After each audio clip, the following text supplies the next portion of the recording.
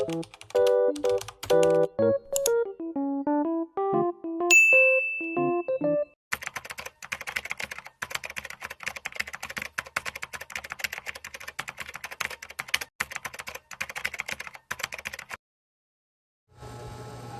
everyone! Welcome back again to my channel, and for today's video ay magre-review tayo ng earning game app. And dito sa video na to, disclaimer lamang po, hindi po ako nagpa-promote ng mga deceptive app or illegal earning application. Lahat po ng mga sasabihin ko dito ay kung ano lang yung meron dito sa app.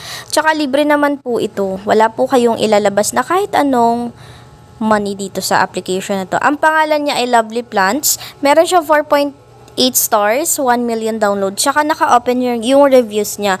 Pwede nyo siyang basahin. Kapag first timer kayo dito, need yung mag-login ng Google account nyo. And then after nun, pwede tayo maka-ipon ng mga points. And yung points na yun, yung pwede nating turn into cash. Then, dito, ang gagawin natin, magtatanim tayo ng halaman. Tapos yung halaman natin is magkakaroon siya ng bunga and then magkakaroon yon ng points. Yung bunga na yon is points. Kada isang bunga ay 10 points yung katumbas nun. So, para lumaki yung halaman natin, kailangan natin siyang diligan and lagyan ng fertilizer.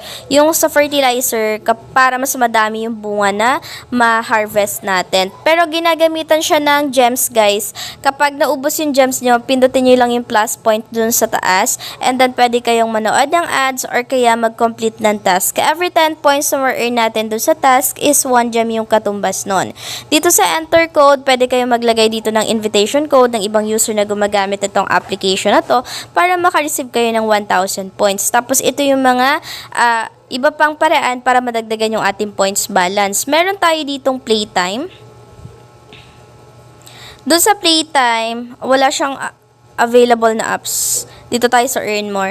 Playtime hanggang Ayat Studio. Yung apat na yan ay naglalaman ng iba't ibang third-party application game na kung saan mag-complete lang kayo ng mga tasks doon at sa bawat task na mako-complete nyo ay meron kayong ma-receive na points doon. And then dito pwede din kayo magsagot ng mga basic survey and then once na natapos nyo na yung mga survey na yon, makaka-receive na rin kayo ng points. Madali lang siya. Sa minigame, hindi nyo na kailangan pang gamitan yan, hindi nyo na kailangan pang laruin yan kasi ayon nga mismo dito sa app na to is wala tayong ma-receive na points. So, bali yun lang naman. Doon lang kayo kikita ng points dito and then dito sa may taas, meron kayo makikita dyan yung katabi ng gems. Pwede kayo mag-invite using your referral code or referral link para maklaim nyo yung mga ganitong points na ibibigay sa inyo bawat invite nyo. Then, kapag magpe-payout na kayo, pindutin nyo lang yung wallet sa taas and then meron tayong 3 payment method.